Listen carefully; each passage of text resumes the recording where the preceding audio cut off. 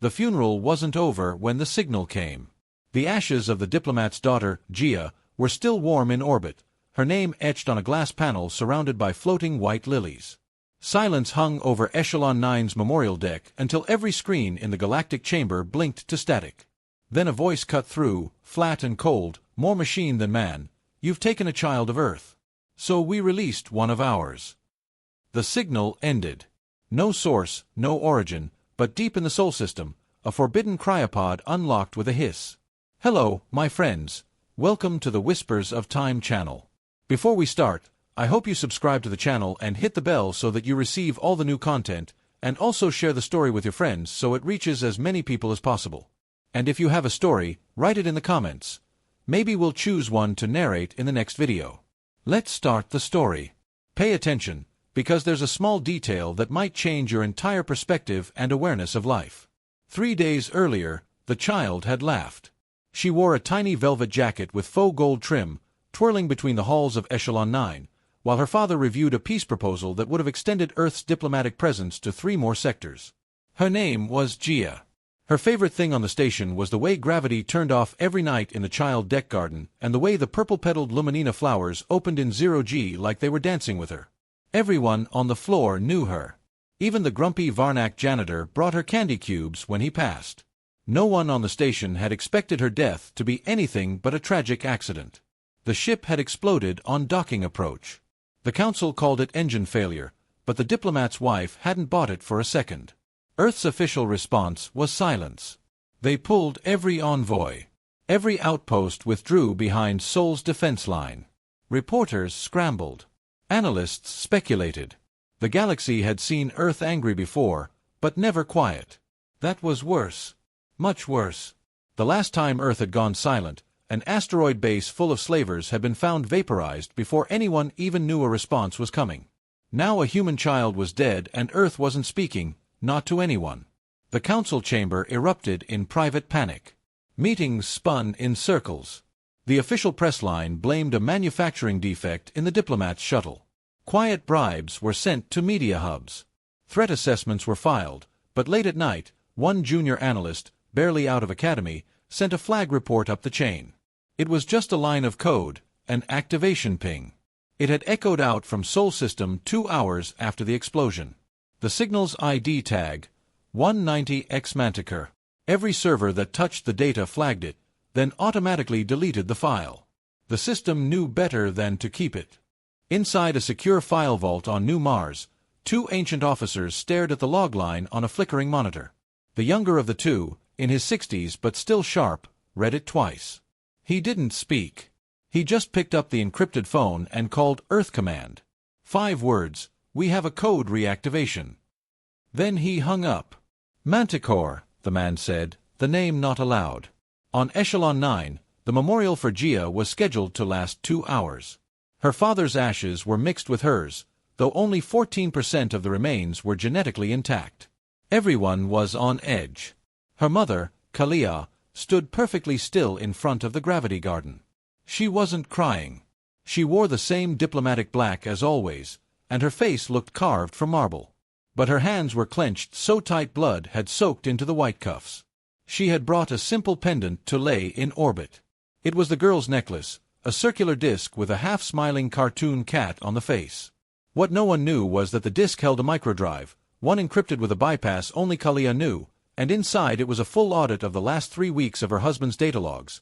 Incoming calls, confidential messages, even one marked emergency override from a counselor named Tren of the Hizari sector. It was a recall order sent just 37 seconds before the explosion with coordinates that didn't match the shuttle's actual departure path. That wasn't coincidence. That was intent. Kalia hadn't told anyone, not even Earth. Instead, she'd embedded the pendant with a time transmitter and launched it with the child's coffin capsule. Earth's long-range defense AI would intercept it. And if what she suspected was true, someone on the council had assassinated her daughter to prevent a data breach. Her husband had stumbled onto something. Gia was just collateral. Or maybe she was the real target. The next morning, the static hit. Just after 0600 Galactic time, every diplomatic screen from Allos Prime to the Hark interchange glitched at once. For 15 seconds, A black screen showed a blinking triangle with no seal. Then a voice, no face, just a voice. You've taken a child of Earth. So we released one of ours. No threat, no demand, just that. Counselor Tren spilled his tea. Others froze. One fainted. Those who had been around long enough remembered the rumors. Earth didn't keep nukes anymore, didn't need them. They'd invested in something else. Something they once classified as HDRS, Human Deterrent Response Systems.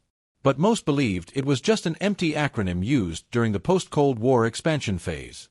Until now. What do you think, at that moment, what should the Council have done?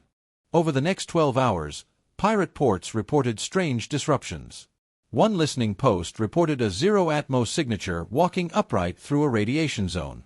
No suit, no helmet, no survivors. All that remained was one etched word in the metal walls: payment. Bounties were placed. Mercs scrambled to find the source. But Earth had already gone dark, no confirmation, no movement, just a single anomaly. A black rectangular craft with no transponder, no known engine design, and no life signs now charted heading toward the Council's central station. No weapons charged, no communications, just one course, no hesitation. Kalia stood on Earth's southern plateau, watching the stars alone, arms crossed behind her back. She knew what they'd done. She didn't need a trial. And somewhere out there, a sleeping nightmare had been given its target. Earth didn't roar when it was angry. It whispered, and that whisper now walked on two legs. She smiled faintly. Not because she wanted revenge. Not because she had hope, but because when monsters eat children, they should be afraid when the child's people stop asking questions. Manticore wasn't justice. He wasn't even war. He was memory, and memory does not forget. The Council's response was as predictable as it was useless. Emergency meetings were called. Statements were drafted and redrafted to look concerned, but unshaken. A few older counselors who remembered Earth's darker chapters tried to sound warnings, but they were quickly silenced with political smiles and quiet backroom agreements. After all, Earth hadn't made a serious move in decades. They were diplomats now, a trade powerhouse, leaders in medical tech and AI law. But that assumption shattered when the reports started arriving. Small ones at first. Whispers, really. A smuggler station in the Silas Belt went dark. No pirate activity. No evidence of invasion. Just silence. The only footage recovered showed a blur of movement on one frame a single second before the cameras cut out. A tall figure obscured by shadows, moving like it belonged to a time when wars weren't fought with drones, but with hands and fury. The name started as a joke. Manticore. But jokes don't carve warnings into starship hulls. The bounty networks flared. Mercenaries, bounty lords, and freelance soldiers all competed to find this so-called ancient warrior. The prize was massive. The Council's desperation showed in the numbers. And when that much money is offered, mistakes get made. One of those mistakes was a squad of elite alien hunters who tracked what they thought was Manticore to a derelict outpost orbiting a dead planet in Sector 12. They landed confident and cocky, cameras rolling to document the kill for later broadcast. What they found was a cold steel corridor humming faintly. Their sensors showed one heat signature deep inside. They crept closer, weapons drawn. But when they burst into the room, it wasn't Manticore. It was a drone, human-made, a relic from Earth's early war tech programs, not the kind used anymore. This one was built to study behavior, to bait predators, and on its chest was a screen playing footage on a loop. It was Gia laughing, spinning in zero gravity, dancing through the flowers. The hunters froze. Then the lights cut out. 17 seconds later, a different ship recorded a silent explosion in the vacuum of space. No escape pods, no distress beacons, just another piece of wreckage in a galaxy that had started to grow very, very quiet around Earth's orbit. Inside Earth's own Black Vault archives, buried beneath old Antarctic ice sheets, the files on Manticore were not open to anyone except the Joint Earth Security Council. Most of the newer politicians had never even seen the real dossier, but the generals had. They had begged not to wake him. Manticore wasn't a soldier. He wasn't a killer. He was a contingency, a response designed when Earth first joined the Galactic Order and feared they might one day need to prove their teeth again. He had volunteered, not because he loved war, But because he had lost his own child in a civil uprising on Mars, and when asked what price he would pay to ensure Earth's children would never be pawns again, he had said everything. And so they froze him, body enhanced, mind stripped of hesitation, memories buried beneath layers of triggers, all encoded to unlock only under catastrophic threat. The Council didn't know this, but Earth did. They knew exactly what they had unleashed, and they weren't calling him back. Kalia had gone underground, not into hiding, but into command. She wasn't a figurehead anymore. The silence from Earth was an absence. It was intention. She coordinated from deep under Europa's ice space where human subsystems ran silent and insulated from galactic monitoring. Her daughter's death had not just triggered grief. It had activated protocols buried in Earth's deepest defense code. The Manticore sequence was only the first, but it was the most personal. Reports kept coming in. A mining planet with heavy Council security was found scorched. Its upper command center had been breached with no recorded ship entry. Its highest-ranking officer had been executed with precision that seemed almost surgical. His body left seated in his chair, facing outward toward the stars, hands folded neatly in his lap. His eyes open, his throat marked with a thin cut that traced a near-perfect circle. Engraved into the desk was a set of coordinates. When translated, they pointed directly to a restricted council chamber, the private quarters of Councillor Tren. Tren was no longer laughing. His personal guard was doubled, then tripled. He no longer attended open sessions and communicated only through secure feeds. He dismissed all Earth sympathizers from his staff and had already drafted a private proposal to initiate preemptive strikes near Earth's outposts. But the rest of the Council hesitated. The truth was Earth had not made a single declaration of war. No formal action had been recorded. Only incidents, unexplained, unclaimed, all circumstantial. But every one of them left behind something chilling. Symbols, phrases, sometimes a memory file of a laughing child, and always the same thing carved or burned into walls, into stone, or etched with laser into steel: payment. The galaxy was beginning to understand. This wasn't war. This was a collection notice. And the debt wasn't measured in credits. It was measured in blood. Earth wasn't trying to dominate the galaxy. They weren't sending armies. They were sending a ghost. A ghost the Council had created with their own hands. One surveillance post on the edge of the Barrow Nebula caught a full glimpse of him. It was only 5 seconds of footage before the feed went dead. But in that time, one could see a tall figure in battle-worn human armor, face obscured by an old combat mask, stepping through a corridor filled with smoke. His hand held a curved blade, not standard issue, but personal. Handmade, ancient. On his back was a sealed pack etched with a child's drawing. Maybe added after revival. Maybe older. No insignia, no rank, just one human moving with the certainty of history. And still Earth said nothing, no press conferences, no claims, no explanations, just silence. The Council couldn't fight silence. Their weapons needed targets. Their laws needed declarations. But Earth had sent only consequence. And consequence doesn't negotiate. In the dark halls of an abandoned diplomatic relay hub on the fringe of the Tranthia system, a final message was found written in plasma heat across the ceiling. No recording devices remained. No crew survived. But the message glowed with eerie clarity. It read simply, "Your laws failed her. Now she's mine." The necklace had never been just a keepsake. It had been a project between Gia and her father, something they worked on together during his last assignment rotation. While it looked like a child's toy, it was built on Earth's private encryption tech, the kind the Galactic Council had no access to. The outer shell was silly and cheerful, made to look harmless. But the internal structure held a micro-reactive transmitter, a biometric lock keyed only to Gia's heartbeat, and a collapsible data module connected to a directional pulse beacon. It was small enough to go unnoticed and innocent enough to be ignored by alien tech, but clever enough to store 100 terabytes of compressed visual and audio data. Her father hadn't told her what it truly was. She just thought it was fun to build. He called it her flower cat. She didn't know it held the last secure files he'd ever record. He didn't know it would be the reason she was targeted.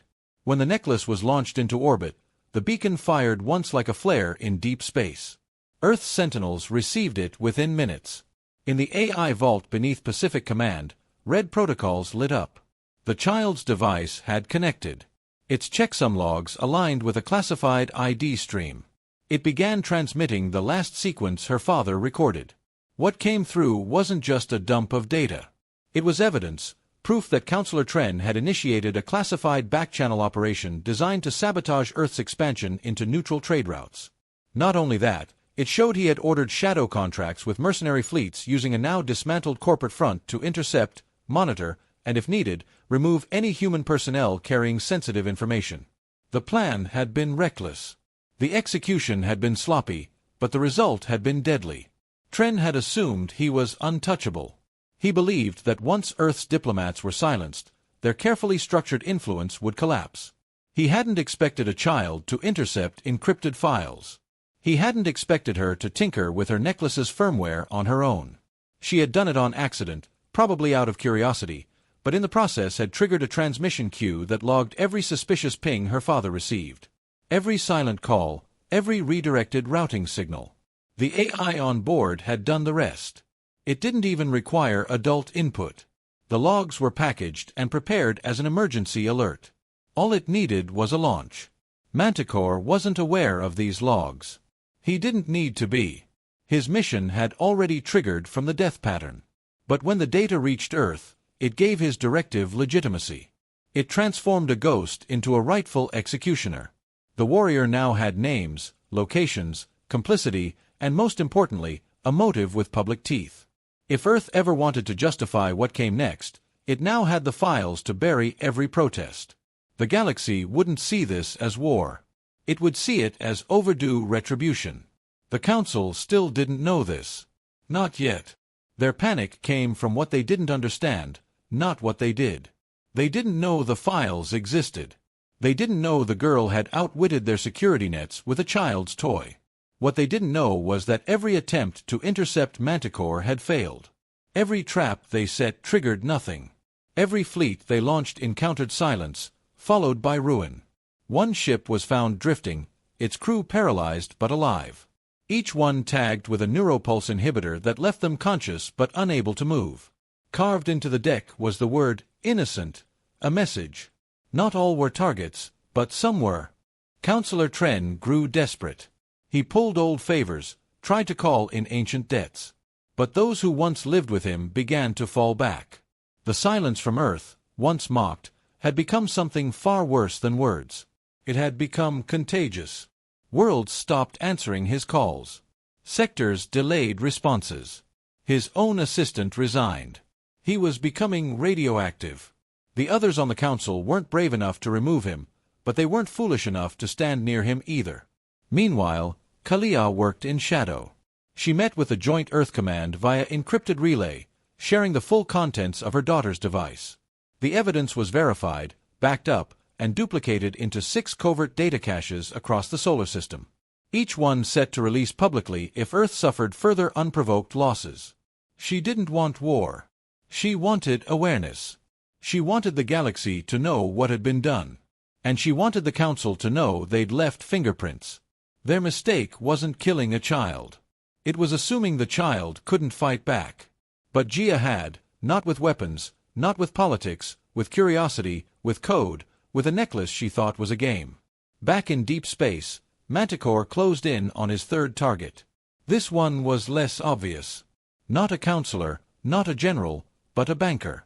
One who had routed the illicit credits that paid for the mercenaries. He lived in a floating palace over a gas giant, protected by elite guards and wrapped in layers of luxury and security tech. But when his guards went to check his suite one morning, they found the doors open. No alarms had tripped. The lights were dimmed and every portrait on the wall had been replaced with a photo of a laughing child in a gravity garden. In the center of the room was a single chair. And in that chair sat the banker, alive, bound, shaking. On his chest was a recording device, a confession. The data would be uploaded the moment someone tried to remove it. The Council scrambled. They tried to contain it, but Earth was already watching. They didn't say anything. They just recorded everything. The files from the girl's necklace were merged with the banker's confession. Patterns formed. Names matched. The news tightened. Manticore moved like a storm just behind the clouds. Never fully seen. only felt in the wreckage he left behind. He didn't crave glory. He didn't ask for credit. He simply crossed names off a list.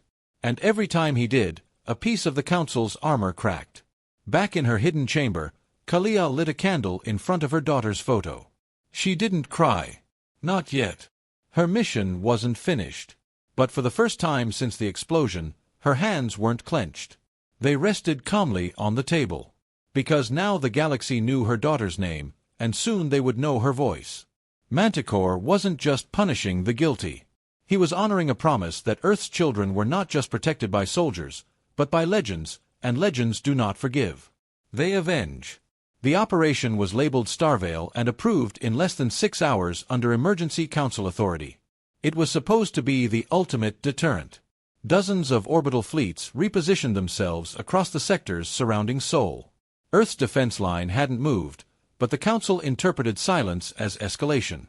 The idea was to trap whatever weapon Earth had unleashed between transit gates, then strike from multiple angles. But their calculations were wrong. Manticore wasn't a fleet. He wasn't bound to Earth's grid or Earth's protocols. He didn't need permission or command.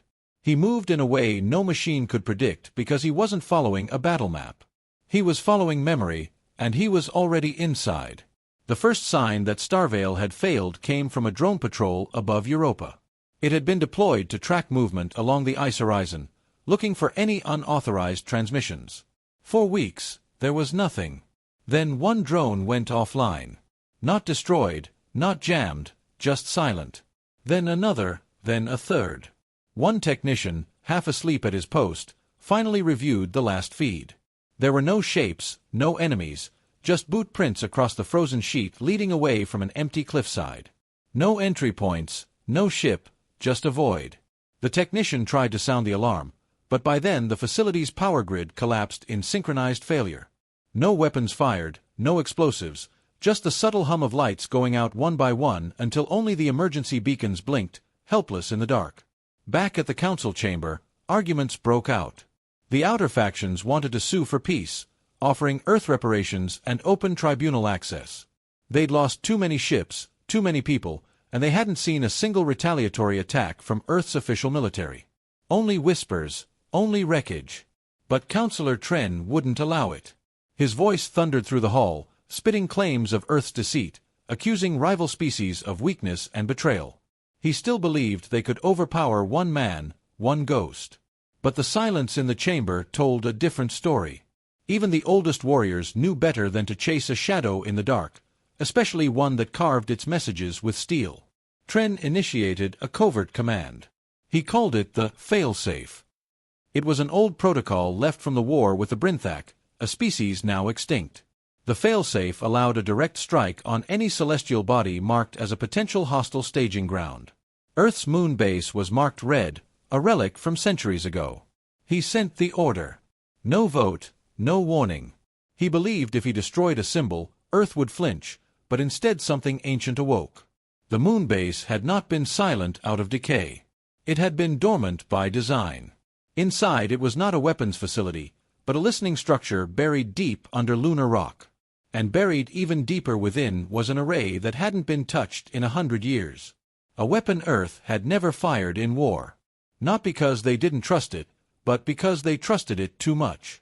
The moment the strike order activated and the first Council missiles entered lunar orbit, the array came online. The signal was old Earth code, predating most current systems. No override, no delay. The array did not fire on the missiles. It fired through them.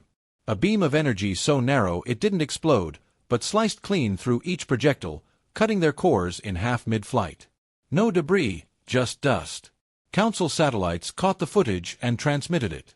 Now, the final names on his list were not hiding. They were barricaded inside the High Council station on Echelon 9, protected by armadas and shield grids. But he didn't arrive with ships. He came through the debris field floating in a disabled suit, heat signatures masked, drifting like wreckage until a cleaning drone hauled him inside. That drone was later found dismantled with its memory core melted.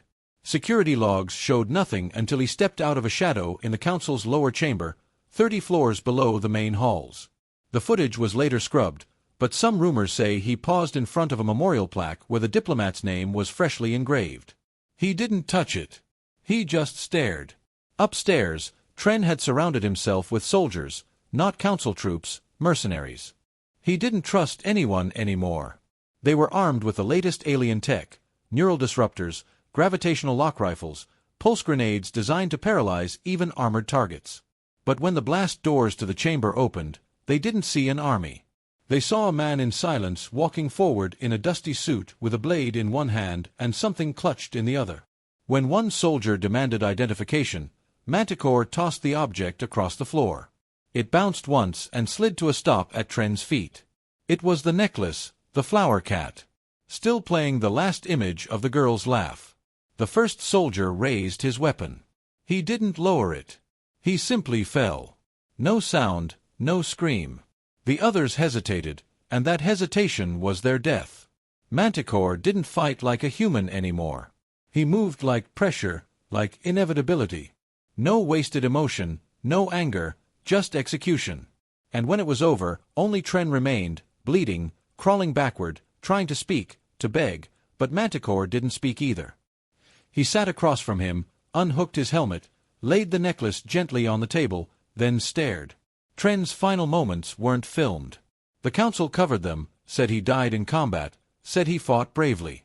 But those who saw the room afterward knew otherwise. There was no struggle, no broken glass, just a neat chair, a fallen man, and one word burned into the floor beneath him: memory. Across the galaxy, broadcasts changed. Tribunals were opened. Council members resigned, and Earth remained silent. Their ships did not move. Their weapons stayed offline. But their message had been received. And for the first time in a generation, the stars listened. Manticore vanished. No transmissions, no signal, just gone. Some say he returned to Earth. Others say he walked back into cryo, his purpose fulfilled. But those who understand Earth's old ways know better. He's not asleep. He's waiting. Because the last thing he said to Tren, the words never written down but passed through whispers from one shaken survivor, were simple: "You killed a child to send a message." So did we. The stars had never seemed quieter. Trade routes once buzzing with traffic slowed to a cautious drift. Patrols from other planets doubled, but not to challenge Earth. They watched from a distance, pretending neutrality while quietly pulling ambassadors, sealing off access lanes, and whispering warnings to anyone who dared ask questions about what had happened at Echelon 9. In every corner of the galaxy, the story had already taken shape, exaggerated and blurred in parts, but with a core truth no one could deny. Earth had answered the death of a child, not with war, but with a name. And now that name was everywhere. Burned into steel, carved into walls, muttered in the lower decks of every ship with a human flag. Manticore was no longer just a man. He was a memory, a consequence, a signal that Earth, for all its silence, had never forgotten how to strike. The High Council fractured under the weight of it. Those who remained tried to distance themselves from Tren's orders, claiming ignorance, pleading innocence.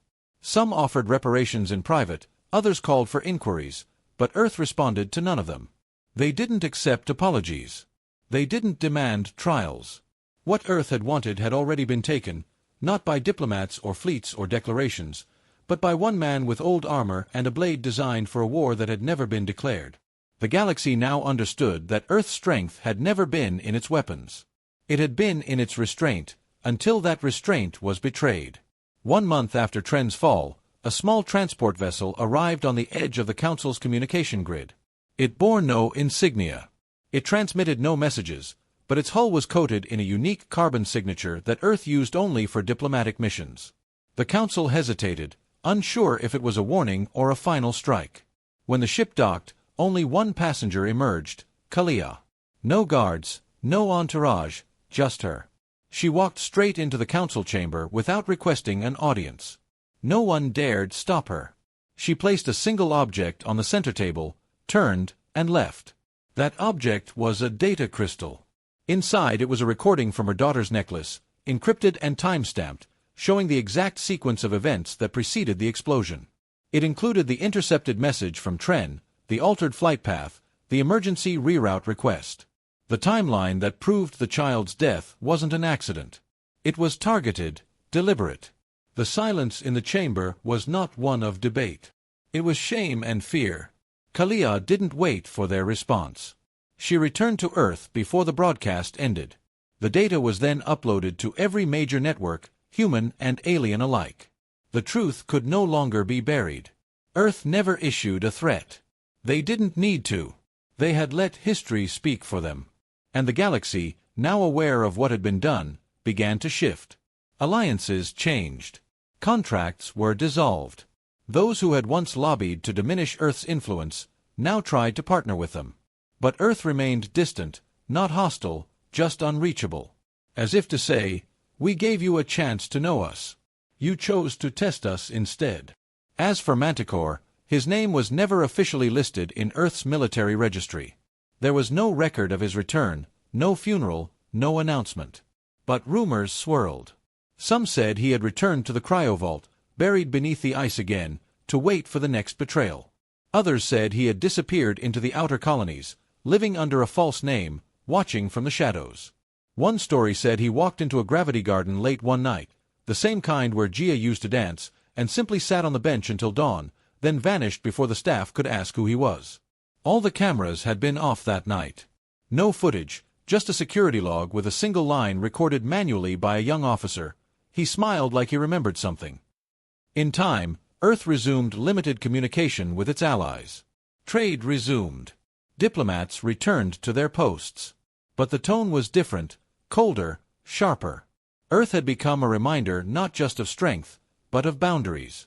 And across the galaxy, that reminder remained etched into starship corridors, into bunker walls, into the backs of soldier helmets. A single word without a logo, Manticore. The new generation of humans grew up hearing his story not in textbooks, but through cautionary tales and whispered lessons. They were taught not just to be proud of Earth's strength, but to understand the cost of its silence. The children asked why Earth never responded with armies, and the answer was always the same, because sometimes one man is all it takes if the man carries memory. Years passed. Memorials were built not just for Gia and her father, but for all the innocents caught in the shadows of galactic games. The biggest one stood on Europa at the edge of the ice shelf where the drone had gone silent. It was made from melted hull fragments and bore no statue, just a flat surface etched with the girl's laugh waveform and a single phrase in a language most aliens couldn't translate. But humans could. It read, "We do not forget." The council never fully recovered. A new leadership emerged. Less arrogant, more cautious, driven by fear, but also a strange respect. They knew now that Earth's patience was not infinite, that their old strategies of control and manipulation didn't work anymore. Earth had changed.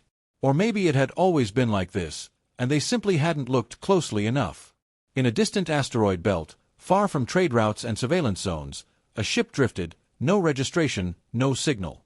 It looked abandoned. But inside, deep in the command deck, sat a single figure unmoving. The air was cold, the lights dim, the screens off. But if someone had walked close enough, they would have seen the faint glow of an active system in standby, waiting, listening, ready to receive a signal, not to attack, not to hunt, but to awaken. And on that man's wrist, beside faded armor and old scars, was a child's bracelet, worn, cracked, still playing a silent loop of laughter.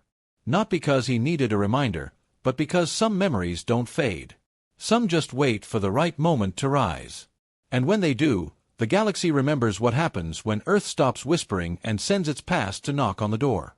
Not as a threat, not as a soldier, but as a promise. And with that, we have reached the end of the story, but stories don't end here. If you like the story, don't forget to hit like and subscribe to the channel so you receive all the new content. And if you have an opinion or something that caught your attention, leave a comment and let's discuss together. I'm waiting for your opinions, and see you in the next story. Bye.